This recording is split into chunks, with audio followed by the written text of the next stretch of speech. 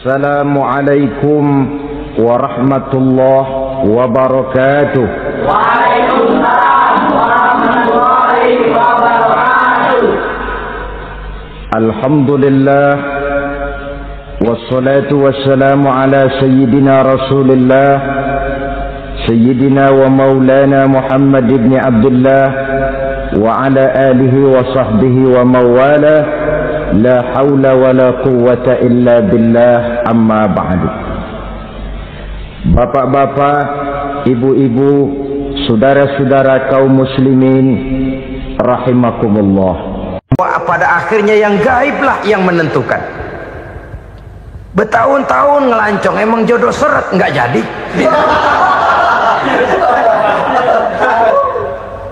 Begitu kenal baru setengah malam nginep ditangkap hansip kan.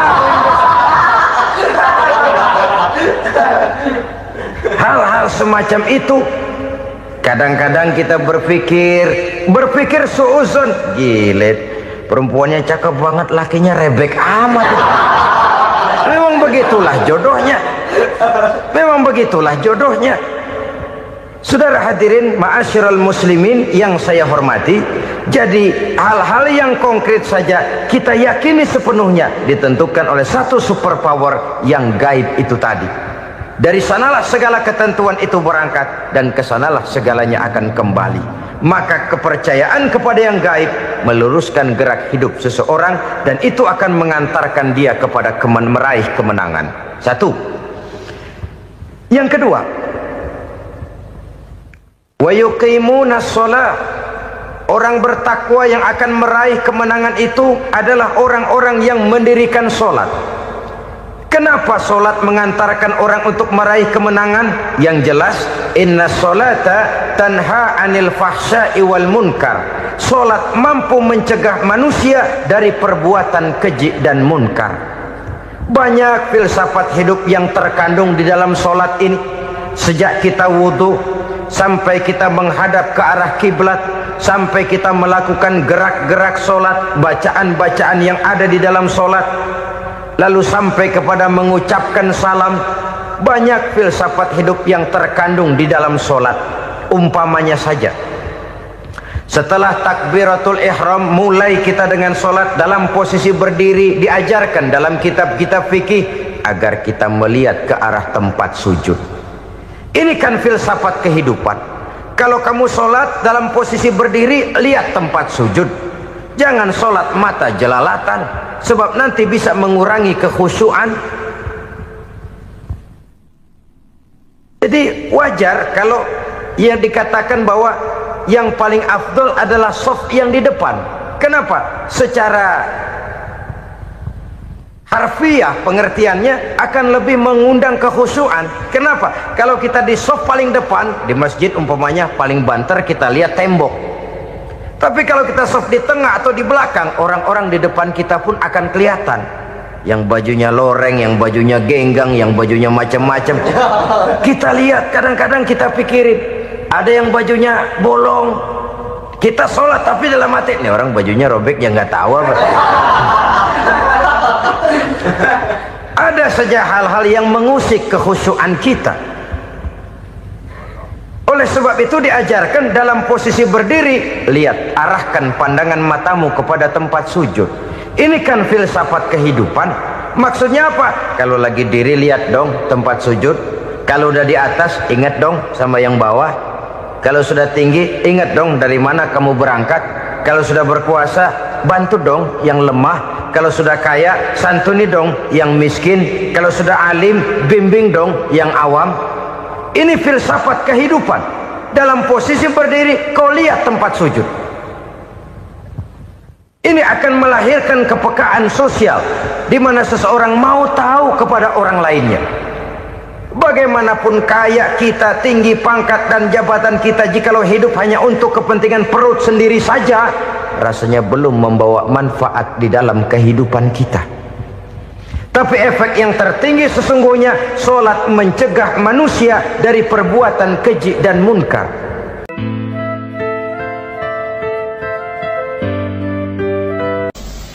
Bapak-bapak, ibu-ibu, saudara-saudara kaum muslimin rahimakumullah. Di dalam kehidupan kita sebagai seorang muslim, minimal 5 kali dalam sehari semalam kita mendengar seruan untuk mendirikan solat yang disebut azan.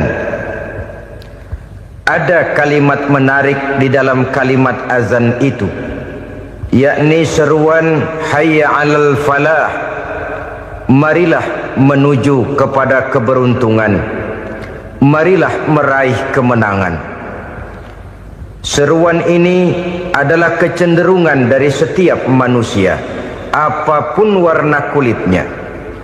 Artinya, setiap orang dalam hidup selalu ingin meraih dan mencari kemenangan.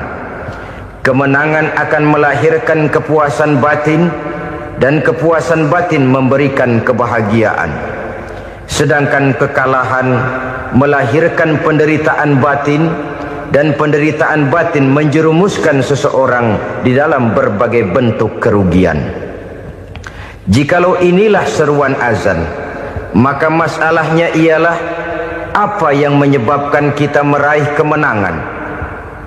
Al-Quranul Karim memberikan tuntunan dan ajaran kepada kita bahwa orang-orang yang memperoleh kemenangan itu tidak lain adalah orang-orang yang bertakwa. Hanyalah mereka yang bertakwa kepada Allah Subhanahu wa ta'ala pada akhirnya akan tampil sebagai pemenang. Lalu siapa orang yang bertakwa itu? Dijelaskan dalam awal-awal Al-Baqarah, orang yang bertakwa yang akan meraih kemenangan. Pertama, allazina yu'minuna bil ghaib, yaitu orang-orang yang beriman kepada yang gaib, percaya bahwa ada alam yang gaib, alam yang abstrak, alam yang tidak bisa dijangkau oleh salah satu daripada panca indera kita. Mereka percaya dan beriman kepada adanya malaikat, beriman kepada adanya iblis dan jin, beriman kepada adanya alam kubur, beriman kepada adanya alam mahsyar, beriman kepada adanya alam akhirat, beriman kepada adanya surga dan neraka.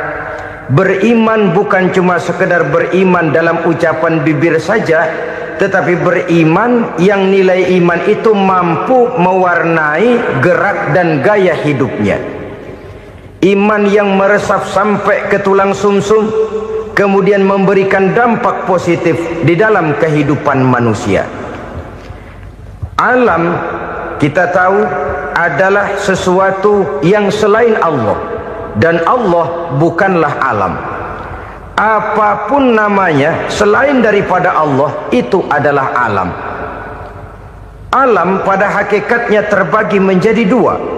Ada alam syahadah, alam nyata, alam konkret, alam yang bisa dijangkau oleh salah satu indera kita. Kemudian ada alam ghaib, alam yang tidak bisa dijangkau oleh panca indera kita, alam metafisika, alam abstrak, alam yang wajib kita imani keberadaannya.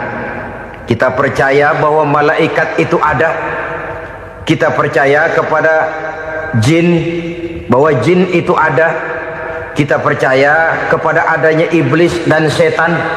Bukan percaya kepada iblis dan setannya, percaya bahwa iblis dan setan itu ada. Itu termasuk salah satu daripada sifat orang yang bertakwa kepada Allah. Saudara-saudara kaum muslimin rahimakumullah, kecenderungan pembangunan yang lebih bersifat materialistis biasanya menggeser aspek kehidupan rohani. Orang berpikir empiri, dan dalam pola pikir yang demikian maka alam gaib tidak lagi mendapat perhatian. Aspek kehidupan yang bersifat rohaniah malah mulai ditinggalkan. Akibatnya terjadilah kepincangan di dalam kehidupan kita. Pernah ada satu pengalaman pribadi dalam perjalanan kembali ke tanah air. Dalam pesawat di sebelah kanan saya duduklah seorang Jerman namanya Heiner Simonsen. Iseng saya ajak kenalan, saya ajak ngobrol, saya tanya dia. Saya bilang, Mas Henner ini, kalau pesawat yang kita tumpangi ini jatuh ke bawah, kira-kira apa yang bakal terjadi, Mas? Dia bilang, kita semua akan mati. Begitu? Iya. Oke. Apa itu mati? Tanya saya. Dia bilang, untuk tahu apa itu mati, kita harus tahu lebih dahulu apa itu hidup. Saya pikir nih bule bisa ngomong juga.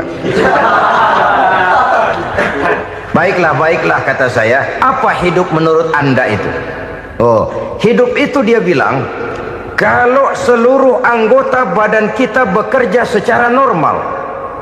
Paru-paru memompa darah secara normal, jantung berdetak secara normal, sel-sel tubuh bekerja secara fit, dan organisme tubuh hanya mau bekerja secara normal. Dia bilang, kalau kita memberi makan yang cukup, menu yang teratur, dan gizi yang lengkap. Saya bilang, kesimpulannya apa, Ner? Dia jawab, hidup adalah dari tangan ke mulut. Life is from the hand to the mouth, kata dia.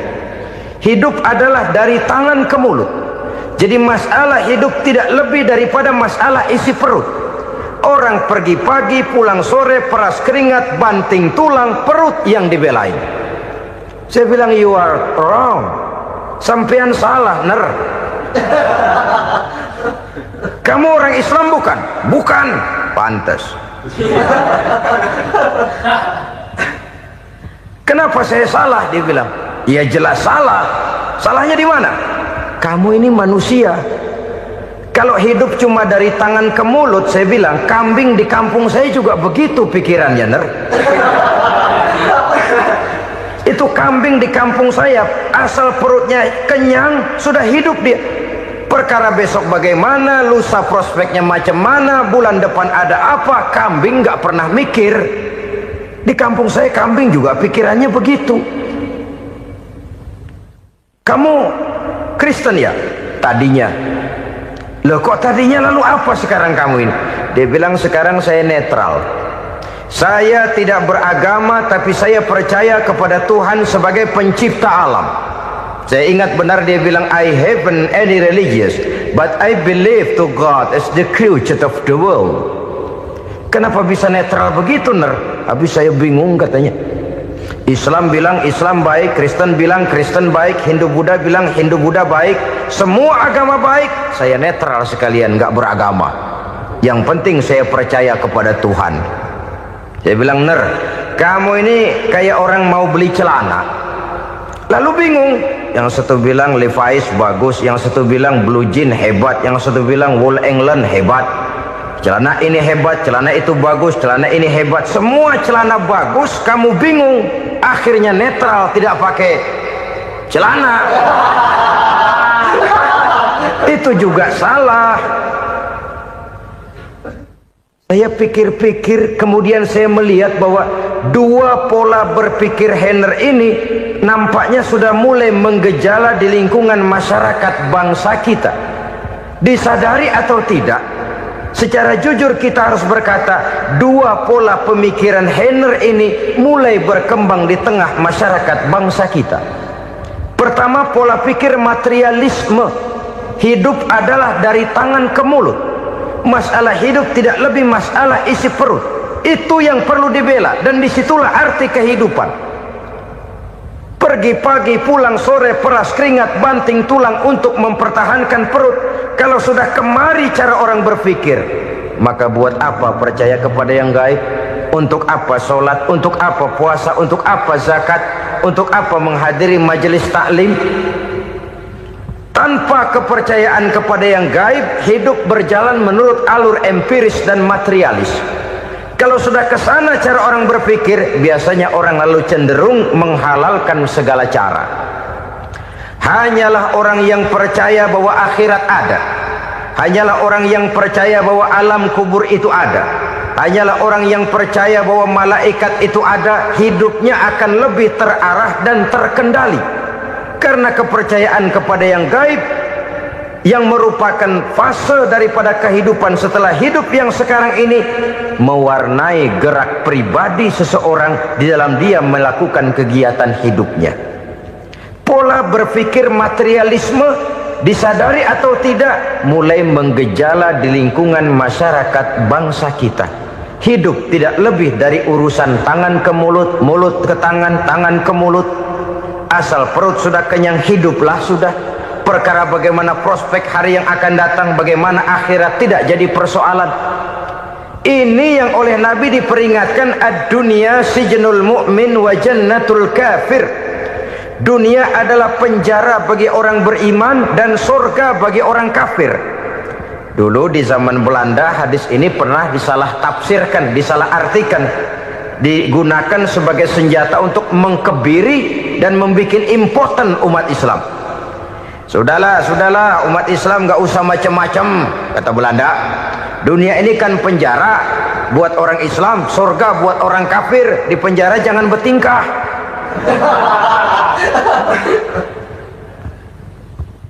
Pengertiannya tidak begitu. Dunia adalah penjara bagi orang mukmin. Artinya dalam kehidupan dunia seorang mukmin tidak bebas memperturutkan hawa nafsunya. Di penjara hawa nafsunya itu. Sebaliknya surga bagi orang-orang kafir. Buat orang kafir surgalah dunia ini. Mereka bebas memperturutkan hawa nafsunya. Dilarang tidak terlarang, dicegah pun tidak tercegah. Mereka hidup menurut alur bisikan nafsu mereka sendiri. Kemudian bila ajal datang, maut merenggut nyawa, selesailah surganya sampai di situ. Maka bagi orang-orang yang tidak percaya kepada adanya akhirat, kepada adanya alam gaib, surganya sebatas umurnya. Sekali lagi, surganya sebatas umurnya. Bila umur selesai, ajal pun datang merenggut nyawa, selesailah sudah surganya sampai di situ. Alangkah pendeknya perjalanan orang-orang yang tidak percaya kepada alam gaib ini. Bagi kita mukmin, jikalau kita mampu memenjarakan hawa nafsu, kita bisa bahagia di dunia ini. Dan Islam memang tidak menyuruh kita sengsara di dunia. Raih dunia, kejar dunia, gapai dunia sebagai alat untuk mencapai kebahagiaan di akhirat nanti. Hidup adalah satu perjalanan panjang yang terbentang sejak kita terlahir dari alam rahim sampai kepada alam akhirat nanti.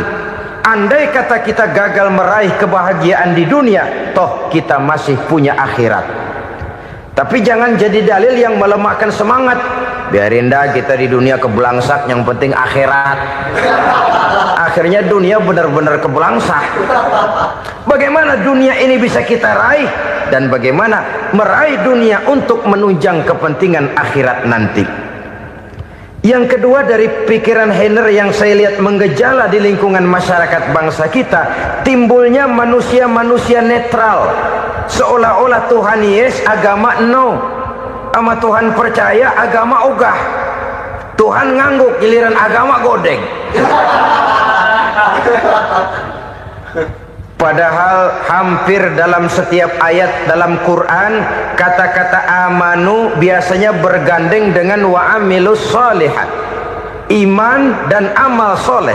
Ini sebagai isyarat Tuhan dan agama jangan pernah dipisah-pisah. Apabila kita bertuhan, maka kita harus beragama.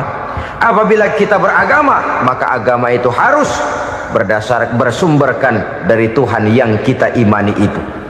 Tidak mungkin kita pisah, Tuhan yes, agama no. Sama Tuhan percaya tapi agama bikin sendiri. Sembayangnya cukup bengong 2 jam madep ngulon.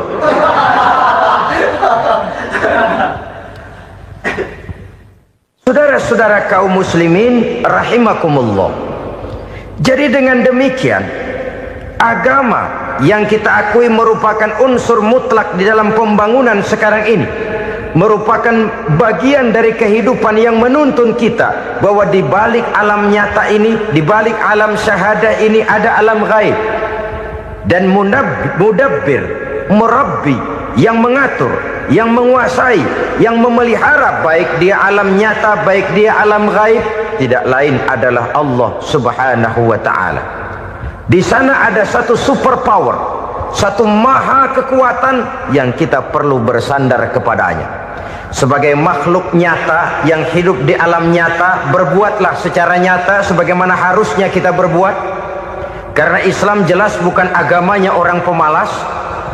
Islam jelas bukan agamanya orang yang mengajarkan setelah selesai sholat boleh duduk, nggelenggem ayam-ayam, ndelohom, menghitung bintang di langit sambil menunggu keajaiban. Tidak.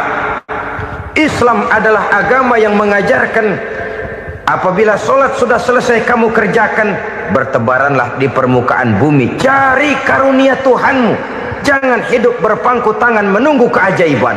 Karena hidup bukan undian. Jangan berharap untung besar tanpa mau peras keringat.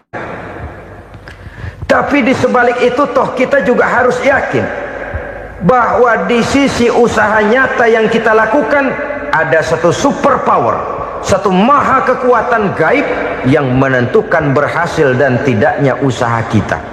Kepercayaan kepada hal semacam inilah yang mendorong kita untuk mempunyai sandaran vertikal, agar jikalau usaha ini berhasil kita tidak lupa diri dan lupa daratan.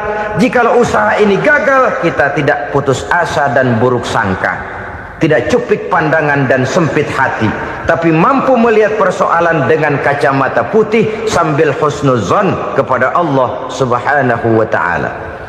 Kita percaya malaikat itu ada yang namanya Raqib dan Atid, mengawasi gerak hidup kita sampai kepada gerak hati kita. Ini memberikan sugesti agar kita berhati-hati, tidak sejengkal tanah pun kita bisa berlindung dari pengawasan Raqib dan Atid. Ada Munkar Nakir yang akan menyoal kita di alam kubur. Ada malaikat Malik, penjaga neraka. Ada malaikat Ridwan yang menjaga surga. Kita percaya kepada adanya jin, kita percaya kepada adanya setan, iblis. Percaya kepada adanya, bukan mempercayai si setan, si iblis lalu menjadikannya sebagai teman. Tidak. Percaya bahwa mereka itu ada dan merupakan makhluk Allah yang gaib yang diciptakan Allah Azza wa Jalla. Kepercayaan kepada alam gaib memberikan motivasi terhadap gerak lahir manusia, sehingga dengan motivasi kepercayaan kepada yang gaib, gerak lahir jadi lebih terarah, jadi lebih terpelihara. Pernah seseorang bertanya, "Pak, apakah adanya akhirat bisa dibuktikan secara ilmiah?" Saya bilang tidak bisa, tidak bisa. Kenapa? Karena yang berangkat nggak pernah pulang kembali lagi. Kalau dia pulang kemari bisa kita tanya bagaimana enak di sono. Cuma secara moral saya katakan, lebih beruntung orang yang percaya kepada akhirat daripada yang tidak. Sekarang saudara percaya akhirat ada, lalu saudara baik-baik di dunia, sholat, puasa, zakat, menolong orang lain, menebarkan kebajikan. Saudara mati, andai kata akhirat tidak ada, toh dalam hidup saudara sudah berbuat baik. Paling tidak nama saudara akan dikenang sebagai orang baik. Sebaliknya, saudara percaya, kata saya, bahwa akhirat tidak ada, lalu hidup semau-maunya, tenggelam dalam maksiat dan munkarat, menentang Allah, tidak mau ruku dan sujud. Lalu saudara mati, kemudian akhirat ada, ayo mau apa? Bekal tidak punya. Jadi secara moral lebih beruntung orang yang percaya kepada adanya akhirat daripada yang tidak percaya. Dan itu alam gaib yang tidak bisa dibuktikan secara eksat. Jangankan untuk membuktikan seperti itu, dalam kehidupan sehari-hari saja yang kita rasakan tidak selalu berbentuk toh. Angin, bagaimana sih bentuknya angin? Kita tidak tahu. Merah, buktinya kalau dikerok merah. Yang merah itu kulit, yang kulit kita bukan anginnya. Sakit, rasa sakit itu ada, tapi bagaimana bentuk sakit kita nggak pernah tahu. Kalau kita makan cabai pedas, bagaimana bentuk pedas itu tidak ada, tapi rasa ada. Bentuk pedas hijau, cabenya bukan pedasnya. Tidak semua yang kita rasakan bisa kita gambarkan dalam bentuk yang konkret. Oleh karena itu, sekali lagi bahwa kepercayaan kepada alam yang gaib mampu memberikan satu sugesti yang menata kehidupan seseorang lebih lurus, lebih terarah, dan lebih terkendali. Maka wajar kalau kepercayaan kepada yang gaib mengantarkan seseorang untuk meraih kemenangan. Kenapa? Dia percaya kepada yang gaib, bahwa akhirat ada, bahwa alam kubur ada, bahwa pertanggungan jawab itu ada. Maka dia lalu tidak hidup saenae udele dewe, itu loh. Tidak hidup menurut seleranya sendiri, terarah, teratur. Ini cirinya yang pertama. Orang bertakwa yang akan meraih kemenangan, mereka beriman, mereka percaya kepada yang gaib. Bahkan hal-hal konkret saja selalu berangkat dari yang gaib. Saudara-saudara, para remaja, para pemuda sekarang ini tidak pernah tahu toh siapa yang akan jadi teman hidup saudara. Kita bisa saja ngerancang, mentargetkan, tapi toh akhirnya yang namanya jodoh bukan kekuasaan kita. Rezeki di luar kemampuan kita. Begitu juga ajal, maut, jodoh, ajal adalah contoh-contoh konkret bahwa pada akhirnya yang gaiblah yang menentukan. Bertahun-tahun ngelancong, emang jodoh seret, nggak jadi.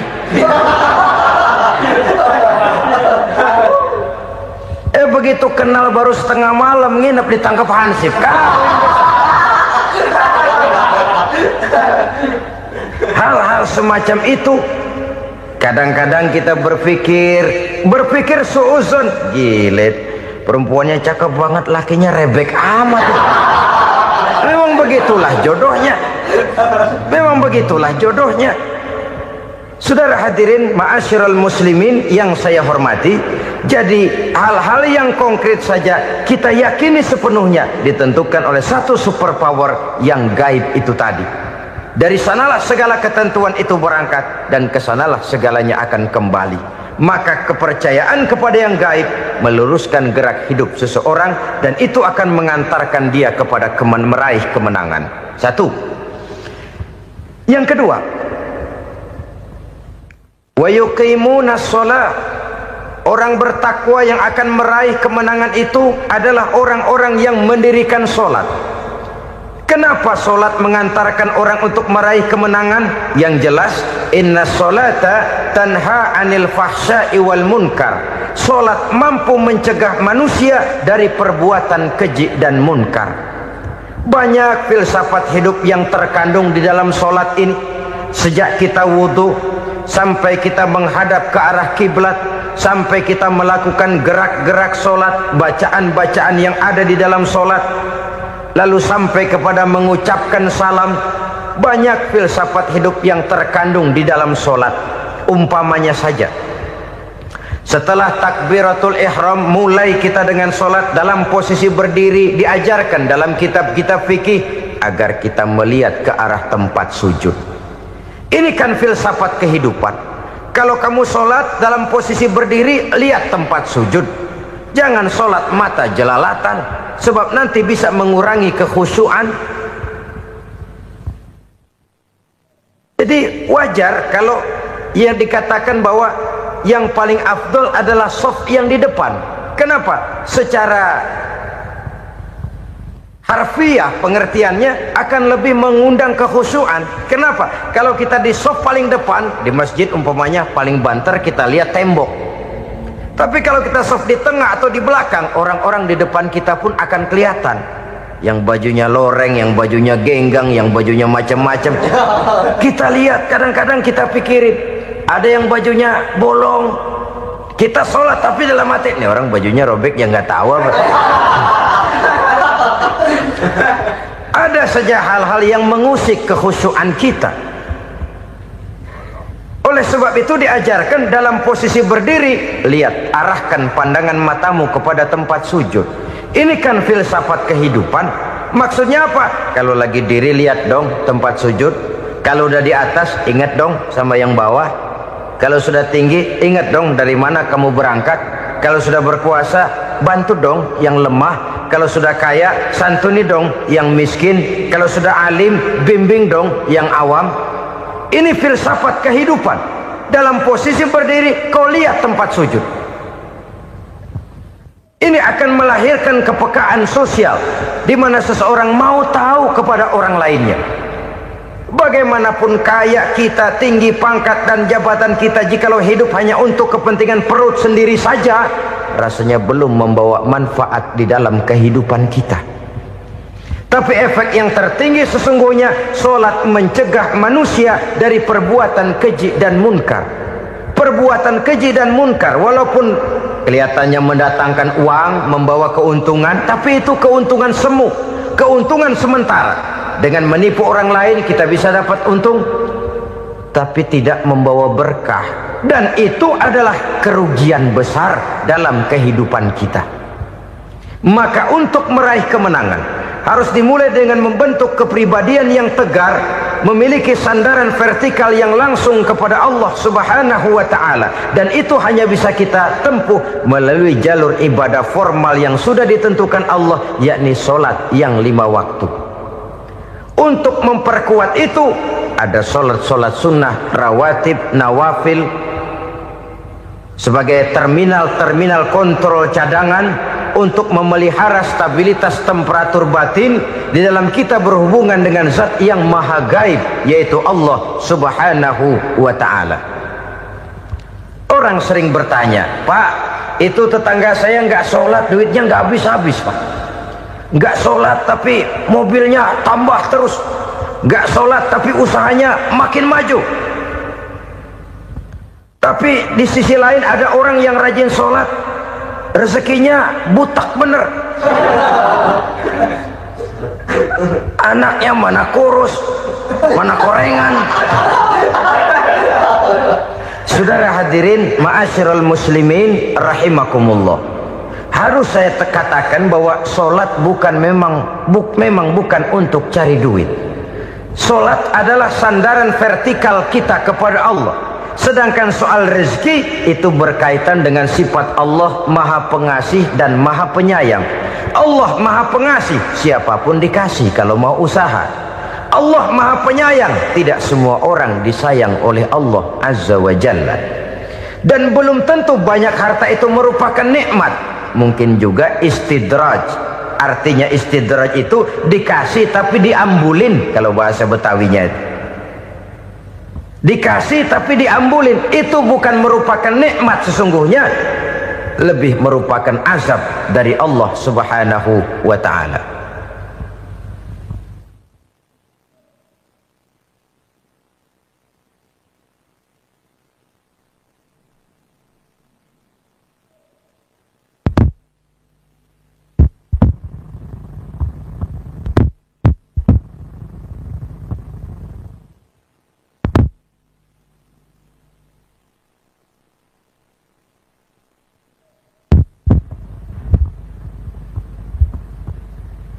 Agama mempunyai sistem solat, dan kita umat Islam telah dituntun oleh Allah Subhanahu wa ta'ala yang wajibnya 5 kali dalam sehari semalam mendirikan solat, dan itu tentu berada dalam jangkauan kemampuan manusia.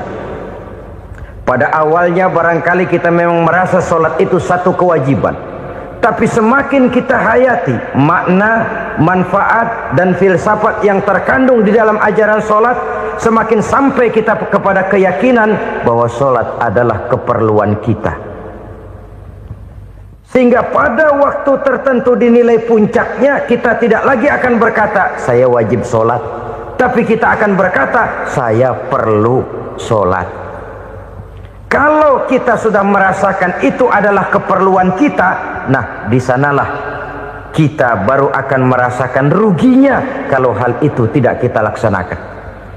Sepanjang kita masih berkata saya wajib sholat, kita akan lebih merasakan dia sebagai beban ketimbang sebagai keperluan. Yang jelas Allah tidak memerlukan ibadah yang kita laksanakan ini. Dengan kata lain, Andai kata satu dunia penuh ini orang tidak ada yang sholat satu pun, Allah tidak akan turun dari jabatan Tuhan. Jangan lalu berpikir kalau kita ngambek se-RW kagak sembahyang Tuhan tekor kali ini ya. Tentu tidak. Itu perlunya kita, bukan perlunya Allah. Dan pada induknya kita akan berkata, saya perlu agama.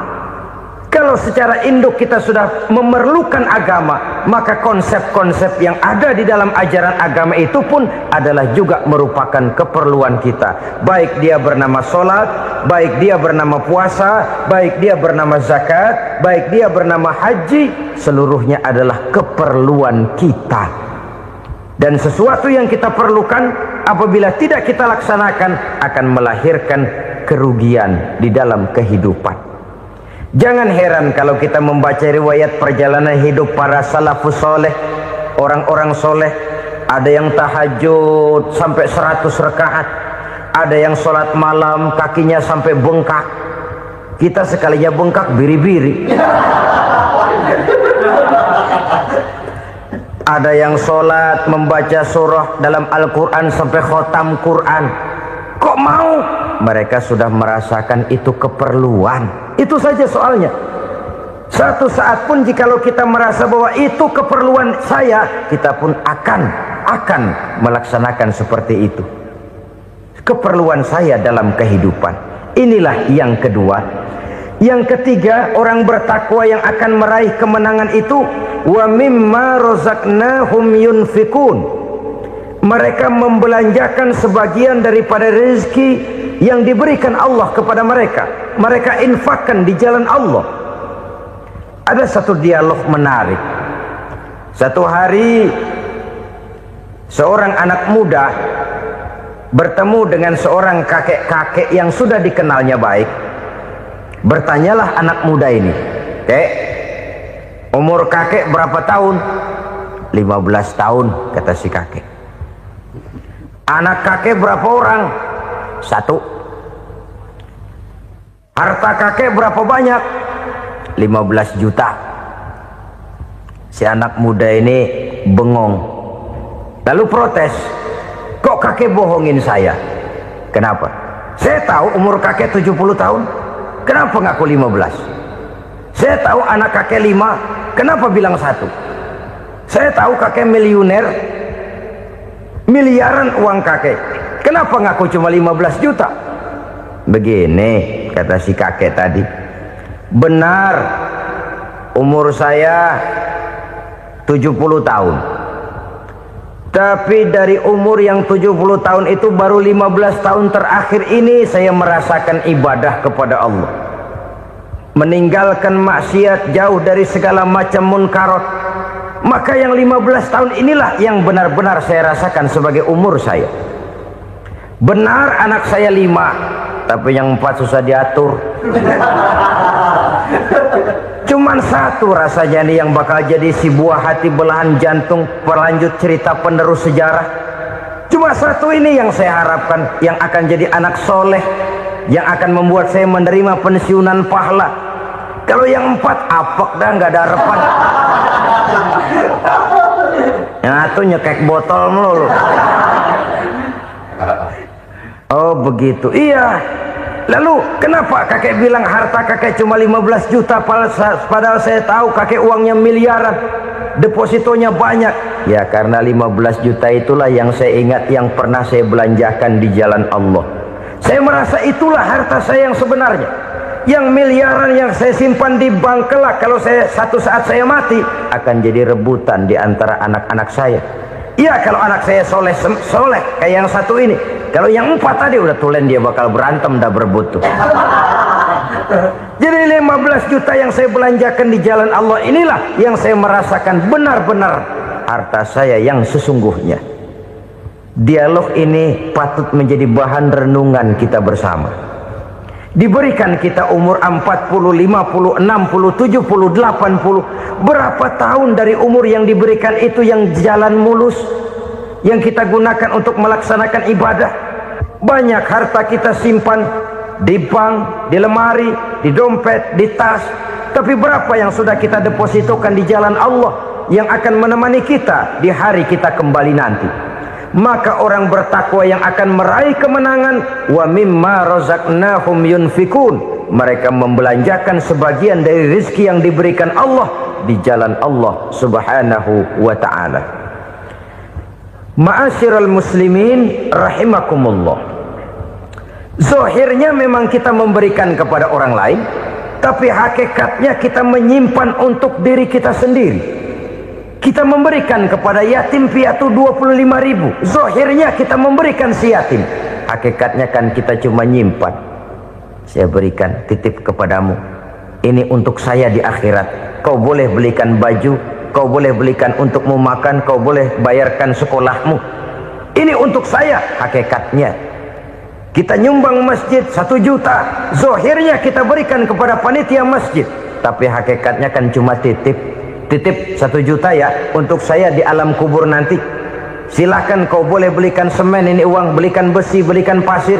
Saya cuma sekedar titip untuk kepentingan saya. Hakikatnya kita cuma sekedar menitip. Sebagaimanapun pada hakikatnya, apapun yang kita miliki dalam kehidupan kan cuma sekedar hak guna pakai, bukan hak milik mutlak. Harta kita, rumah kita, kendaraan kita, kebun kita, pabrik kita, hak guna pakai saja. Hak milik mutlak cuma untuk Allah subhanahu wa ta'ala. Saudara-saudara kaum muslimin rahimakumullah, ini yang ketiga. Kemudian yang keempat, orang-orang bertakwa yang akan meraih kemenangan, allazina yu'minuna bima unzila ilaika, mereka yang beriman, mereka yang percaya kepada apa yang telah diturunkan kepadamu Muhammad, ay Al-Quran, yakni Al-Quranul Karim. Setelah percaya kepada yang gaib, mendirikan solat, kemudian menginfakkan sebagian dari rezeki yang diberikan Allah, mereka juga lalu percaya kepada yang diturunkan terhadap Nabi, yaitu tidak lain Al-Quranul Karim. Sekali lagi di sini, percaya bukan hanya sekedar percaya saja, tetapi percaya lalu menjadikan Al-Quran itu sebagai pedoman hidup. Sebab memang Al-Quran itu adalah GBHM, garis-garis besar haluan muslim. Apa yang harus kita lakukan, apa yang harus tidak kita lakukan, bagaimana mestinya kita bertingkah laku dan berbuat, seluruhnya tercantum di dalam Al-Quranul Karim. Itu sebabnya ketika satu hari Aisyah ditanya bagaimana akhlak Rasul, beliau menjawab, kana Rasulullah sallallahu alaihi wasallam khuluquhul Quran. Akhlak daripada Rasulullah tidak lain adalah Al-Quran. Jawaban simpel ini memberikan gambaran bahwa keseluruhan daripada konsepsi Quran sudah diterjemahkan dalam kehidupan Rasulullah sallallahu alaihi wasallam. Karena kita tahu akhlak adalah keseluruhan dari gerak hidup manusia. Sejak ia berpribadi, berumah tangga, bertetangga, bermasyarakat, sampai kepada berbangsa dan bernegara, Al-Quran tetap memberikan sentuhan nilainya. Oleh karenanya, orang-orang yang bertakwa adalah orang-orang yang menjadikan Al-Quran sebagai pedoman dalam kehidupannya. Dan kita yakini Al-Quran diturunkan kepada Nabi Muhammad bukan merupakan produk Nabi Muhammad. Isi dan redaksinya langsung dari Allah subhanahu wa ta'ala. Kemudian cirinya yang kelima, orang bertakwa yang akan meraih kemenangan itu, wa ma unzila min qablika, tidak hanya sekedar percaya kepada yang diturunkan terhadap Nabi Muhammad yaitu Al-Quran, mereka juga percaya kepada apa yang pernah diturunkan kepada para nabi, kepada para rasul sebelum Nabi Muhammad. Percaya kepada adanya suhuf, percaya kepada adanya Taurat, percaya kepada adanya Injil, percaya bahwa Allah dahulunya sudah menurunkan Taurat kepada Musa, percaya bahwa Allah sudah menurunkan Injil kepada Isa, percaya Injil ada, Taurat ada, diturunkan Allah untuk Isa dan Musa, tetapi tidak wajib mengamalkannya karena kita sudah diberikan Al-Quranul Karim. Ini yang perlu saya garis bawahi. Kita percaya Allah telah menurunkan Injil dahulu kepada Isa. Kita percaya bahwa Allah telah menurunkan Taurat dahulunya kepada Nabi Musa. Kadang-kadang ini dijadikan dalih, dikacaukan pengertiannya. Quran saja mengajarkan bahwa orang yang bertakwa harus percaya kepada Injil, maka pakailah Injil. Apalagi kalau ayat sebelumnya ditilap, dihapus, dihilangkan, Injilnya yang ditekankan, maka akan terjadilah penekanan yang salah arah. Karena salah arah akhirnya bisa merusak dan menghancurkan akidah. Ketika Rasul suatu saat pernah ditanya orang, "Ya Rasul, bagaimana sikap kita sebagai muslim terhadap Injil yang ada sekarang?" Beliau menjawab, "La tukadzibuhu jami'an wa la tusaddiquhu jami'an." Jangan didustakan seluruhnya, jangan juga dibenarkan semuanya. Artinya, ini sudah merupakan gambaran dari Rasul bahwa dalam Injil yang ada sekarang masih ada ajaran-ajaran tauhid yang dibawa oleh Nabi Isa dan diajarkan kepada umatnya. Tapi juga dalam Injil yang sekarang ini sudah terkena intervensi dan investasi manusiawi. Karena itu Rasul menyimpulkan, la tukadzibuhu jami'an wa la tusaddiquhu jami'an. Jangan didustakan semua, jangan dibenarkan seluruhnya. Kita memang percaya Allah telah menurunkan Injil kepada Nabi Isa dulu, tapi kita tidak wajib mengamalkan Injil. Kita percaya Allah telah menurunkan Taurat kepada Nabi Musa, tapi kita tidak wajib mengamalkan kitab ajaran Taurat. Yang wajib kita percayai dan kita amalkan hanyalah Al-Quranul Karim. Kenapa? Oleh karena baik yang ada di dalam Taurat, baik yang ada di dalam Injil, tentu tercakup di dalam Al-Quran sebagai kitab terakhir yang diturunkan oleh Allah Subhanahu wa Ta'ala. Dan itu wajar. Kalau seorang pejabat mau mengeluarkan satu keputusan baru, tentu dia harus meninjau keputusan-keputusan lama. Andai kata dianggap tidak berlaku, dianggap tidak relevan lagi, maka keputusan-keputusan lama itu tentu sudah dianggap tidak berlaku. Sebagian daripada aturan-aturan dalam keputusan lama yang masih dianggap relevan tercantum dalam keputusan baru yang wajib diamalkan.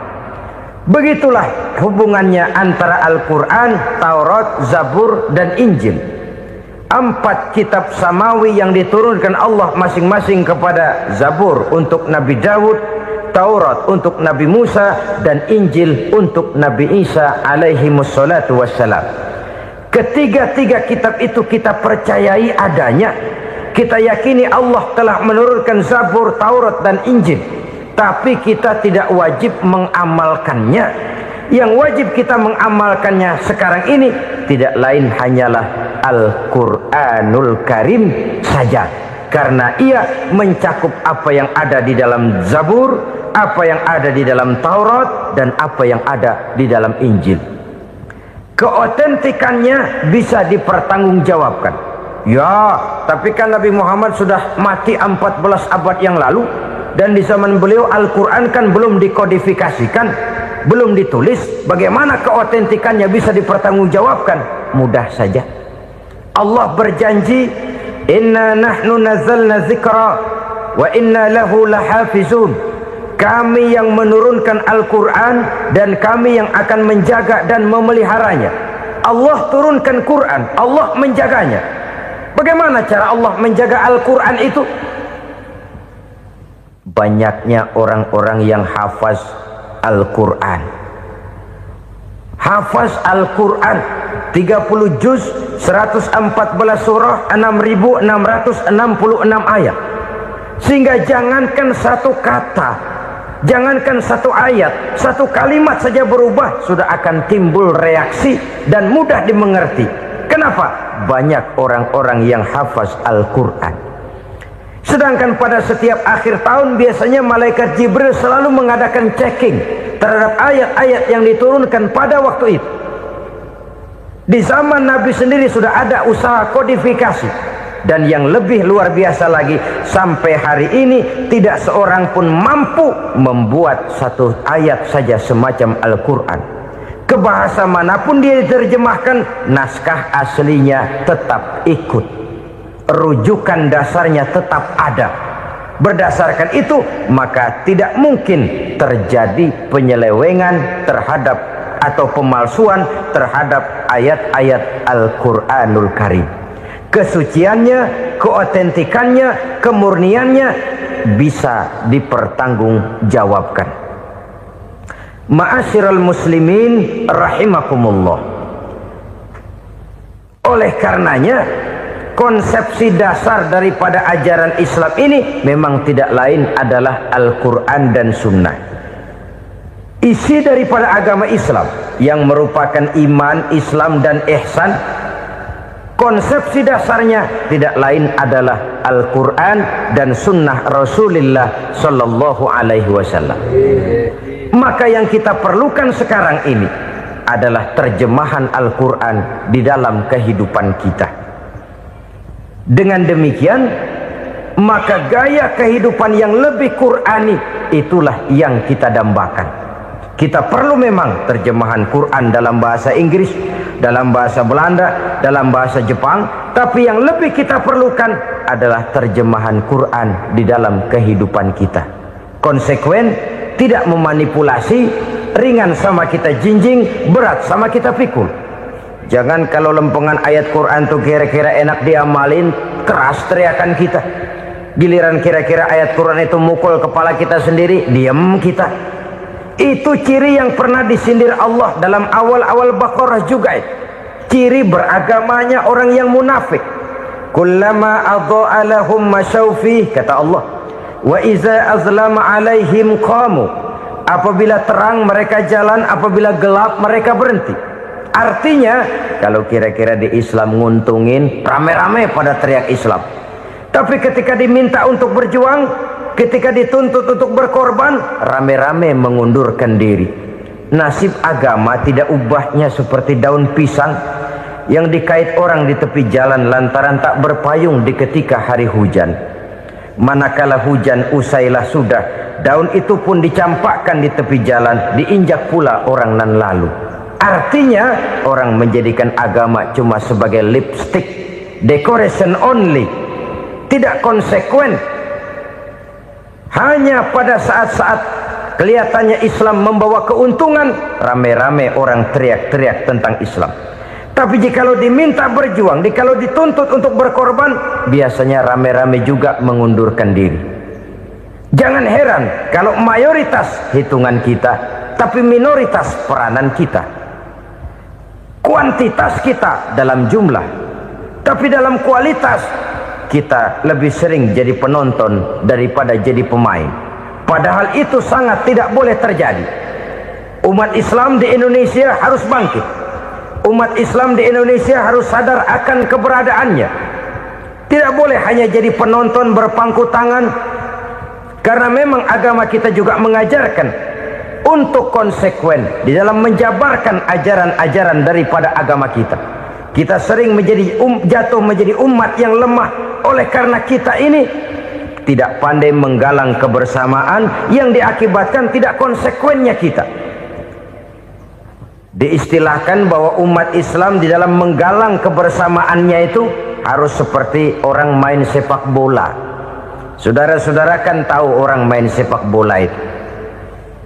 Orang main sepak bola, kalau pertandingan belum dimulai sih silakan saja kumpul di luar lapangan, atur strategi yang baik. Tapi kalau pertandingan sudah dimulai, turun ke lapangan hijau, jangan kumpul terus. Ada sepak bola gotong royong, mundur-mundur rame-rame, depan ke depan kumpul melulu mainnya. Kalah. Orang main sepak bola itu ya harus ada penyerang tengah, harus ada penjaga gawang, harus ada strikernya, harus ada kiri luarnya, kanan dalamnya yang jadi backnya. Posisi boleh bermacam-macam, tapi yang penting saling ngoper untuk menggolkan gawang lawan. Begitulah umat Islam ini. Boleh ada yang jadi pejabat, boleh ada yang jadi pengusaha, boleh ada yang jadi petani, silakan ada yang jadi seniman, ada yang jadi penyair, ada yang jadi artis sekalipun. Tapi kalau sudah berhasil menguasai bola, jangan lupa operannya. Operan itu yang langka. Kita ini muslim kadang-kadang kalau sudah memegang menguasai bola, kalau belum mau mampus, belum mau ngoper. Nanti kalau sudah nggak punya bola, baru mau ngoper. Kalau sudah dengar-dengar mau dekat pensiun, baru mau jihad, baru mau berjuang, baru mau ngurus pesantren. Tanda tangan sudah tidak laku, memo sudah tidak dihargai, baru mau berjuang. Kemarin kemana, Mas? Kita tidak pandai memanfaatkan posisi. Dengan kata lain, kalau kembali kepada persoalan kita, konsekuensi kita terhadap agama yang kita anut ini belum ideal. Kita masih lebih sering berislam ini pada saat-saat yang menurut perhitungan kita membawa keuntungan. Tapi kalau diminta berjuang, dituntut berkorban, yang itu pun hakikatnya adalah untuk kepentingan kita juga. Allah tidak pernah menuntut kita untuk jihad bagi kepentingan Allah, itu tidak. Berjuang menegakkan agama Allah, apakah untuk kepentingan Allah? Tidak. Untuk kepentingan kita. Sebab nilai-nilai jihad itu pada akhirnya akan membawa kita kepada satu kebahagiaan. Setidaknya kalau tidak di dunia, tentu di akhirat sebagai syahid. Oleh karena itu, pada bagian akhir ini saya ingin mengajak, marilah kita konsekuen. Sekali kita berkitabkan Al-Quranul Karim, mari dia kita jadikan pedoman. Jangan cuma kita jadikan sebagai penghias dinding, pelengkap rumah, bahwa di rumah kita ada Al-Quran, tapi yang baca kecoa. Habis pada bolong tuh Quran. Yang penting kan punya Quran. Ditaruh di pintu rumah, biar apa? Biar kuntilanak kagak masuk katanya.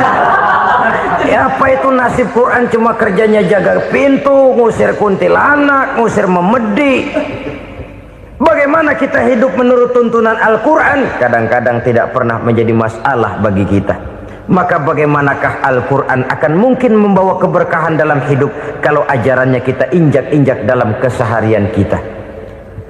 Mewujudkan gaya hidup yang lebih Qurani, itulah yang akan kita rintis di dalam kehidupan kita, bertahap, step by step, menurut kemampuan yang ada pada kita. Jika jalan ini tidak bisa kita selesaikan, percayalah akan ada generasi penerus yang akan melanjutkan usaha dan cita-cita mulia itu.